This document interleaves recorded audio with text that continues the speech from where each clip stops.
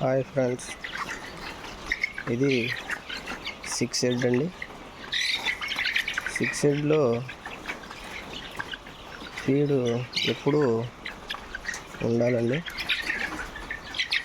మనం 6 హెడ్లో జాగ్రత్త చూస్తేనే లేయర్ షెడ్లోకి వచ్చినాక మనకి ప్రొడక్షన్ అనేది నీట్గా వస్తుందండి. మనం 6 హెడ్లో బాడీ వెయిట్ లేకపోతే లేయర్ షెడ్లోకి వచ్చినాక ప్రొడక్షన్ రావడానికి కొద్దిగా చాలా లేట్ తీసుకుంటుందండి. మనం బాడీ వెయిట్ ఎప్పుడైతే మనం కంట్రోల్లో మంచిగా నీట్గా చేస్తే బాగా ప్రొడక్షన్ వచ్చే అవకాశం ఉందండి. కాబట్టి మనం 6 హెడ్ అనేది మనం చిన్నపిల్లల్ని ఇంట్లో ఎలా చూస్తే ఎలా ఉంటుందో అలానే చూడాలండి. చూడండి, నిప్పల పైపులు, నీళ్ళు ఇటు నుంచి వస్తాయండి. ఇలా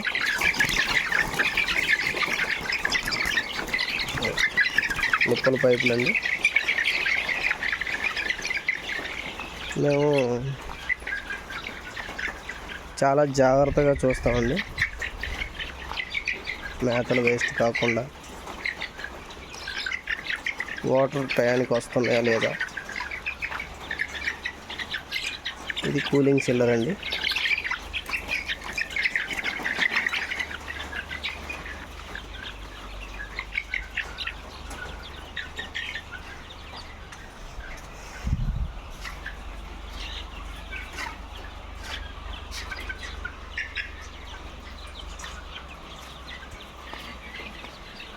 ఇవి వాటర్ టబ్బులు అండి. లైన్లోకి వెళ్ళే వాటర్ టబ్బులు ఎప్పుడు శుభ్రంగా ఉండేటట్టు చూస్తారండి మా వాళ్ళు.